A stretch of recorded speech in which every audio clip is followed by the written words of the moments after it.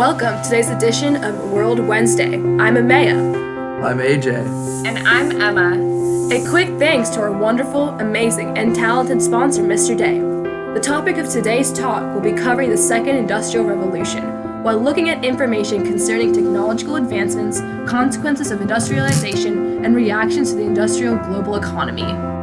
So, let's first discuss advancements in new industries, specifically steel, chemicals, and electricity, that led to new possibilities in production. Okay, I can start out with steel first. Until the 19th century, steel could be made only by skilled blacksmiths in very small quantities and was reserved for swords, knives, and axes. Though, in the 1850s, the American William Kelly and Englishman Henry Bessemer discovered that air forced through molten pig iron by a powerful pump turned it into steel. This was a major breakthrough because now additional fuel was not required to make big quantities of steel.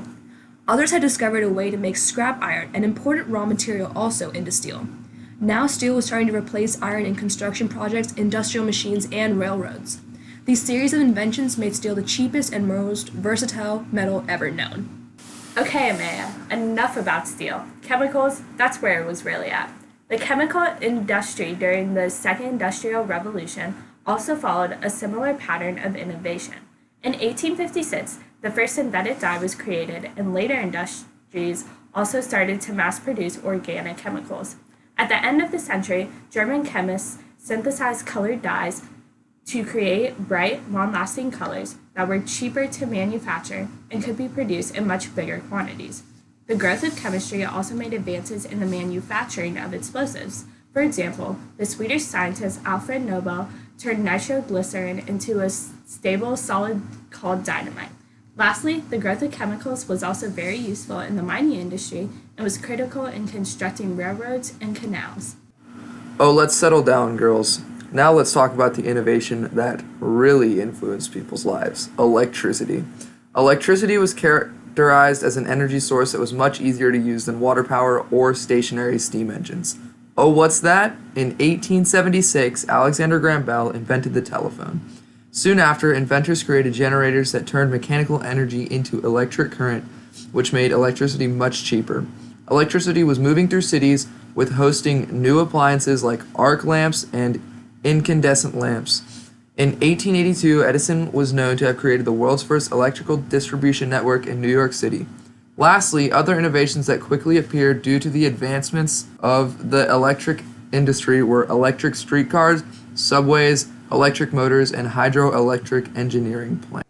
Okay, now let's talk about how Germany was able to compete with the industrial titan Great Britain. Germany's unification made them a strong force to be reckoned with. At the end of 1914, their population was 50% larger than Great Britain, which allowed them to surpass them. How did they surpass them to begin with, though? First off, German exports became very competitive with British products after their unification under Bismarck. Germany had a great amount of coal reserves and iron deposits, helping them to industrialize. Germany also industrialized much later than Great Britain. This meant that they were able to model their new factories just like Great Britain's.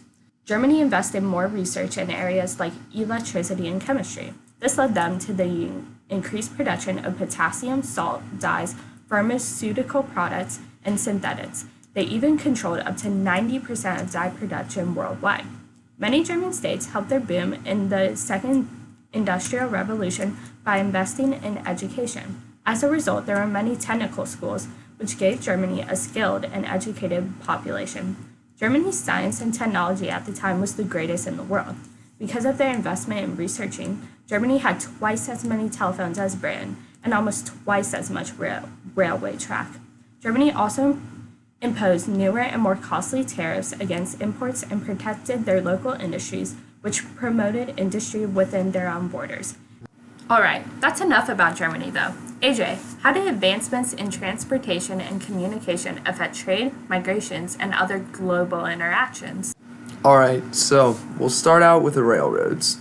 Steam-powered trains drastically reduced the time it took to reach a destination, as well as drastically increased the amount of material that could be carried. This connected distant towns and allowed for trade to occur between them. By the mid-19th century, the canal boom was brought to a sudden end by a rapid expansion of railroads. Railroads provided a quick, scheduled, and year-round mode of transportation. Railroads were superior to water routes in that they provided a safer, less hazardous mode of transport. Steamships.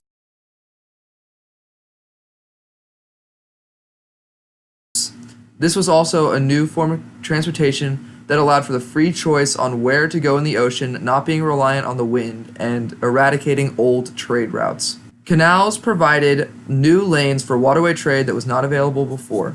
They also allowed for new cities to form along the canal due to accessible water. First proposed in 1807, the Erie Canal was a waterway that was constructed from 1817 to 1825 and was the first transportation system between New York City and the western interior of the United States. Extending from Albany, New York, on the Hudson River to Buffalo, the canal cut transport cost by about 95%. So, roads. In 1808, a government-sponsored report on the subject of public roads and canals suggested that the federal government should fund the construction of interstate turnpikes and canals. As for telegraphs, developed in the 1830s and 40s by Samuel Morse and other inventors, the telegraph revolutionized long-distance communication. In 1844, Morse sent his first telegraph from Washington, D.C. to Baltimore, Maryland.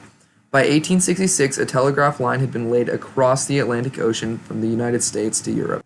Now I'm going to pass it off to Amaya talking about the hazards of industrial life. Quality of life for the poor working classes tended to be very challenging. Working conditions in industrialized places were known to be very dangerous and unsanitary. Since urban areas were unable to keep up with the flow of arriving workers from rural areas, it resulted in inadequate housing, overcrowding, and pollution, which led to many disease epidemics like cholera and typhoid. Due to the workers' low wages, many people in the city could barely afford the cost of living associated with their rent and food, and there was little time and opportunity for recreation due to long and grueling working hours in industrialized cities. Children were also part of the labor force at this time and worked very long hours and were used for jobs with highly dangerous tasks like cleaning big and heavy machinery.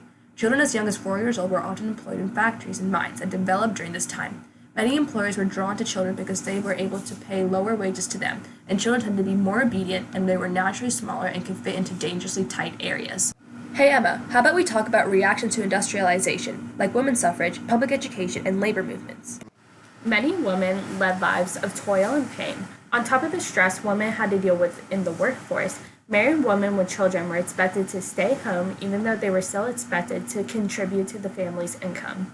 Most industrial countries even passed protective legislation that limited the number of hours women could work and banned some women from getting jobs that were too dangerous. However, many women were not happy about this, for it reinforced gender divisions and kept women earning a low wage. Since they're too busy staying at home taking care of the children, most men believed that women did not have time to vote or keep up with political life. Many also believed that women did not have the mental capacity to make the right vote. There were political cartoons made that mocked suffragists, and even religious leaders spoke out against women's political activism. As a result, most women were very unhappy with their home lives and even organized to fight prostitution, alcohol, and child labor.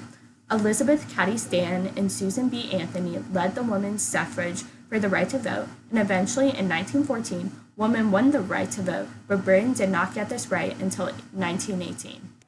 On the other hand, public education had more positive reactions, for most saw public education as beneficial because it meant that more people could become educated better, allowing the country as a whole to develop.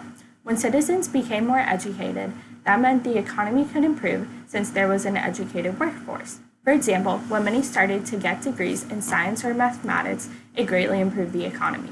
By 1902, the Education Act created a secondary school for children. Before the Second Industrial Revolution, most children could not go to school because it cost money and they were working in factories. After public education, nearly all of the country's population was well educated. Unions became a huge political force in all democratic countries and would advocate for better wage and working conditions. Although the intention of labor unions was to create a friendly society for mutual assistance in times of unemployment and illness, the main goals of labor unions after they were formed was to spread a feeling against the act of taking the place of one who had stopped work in order to enforce a demand.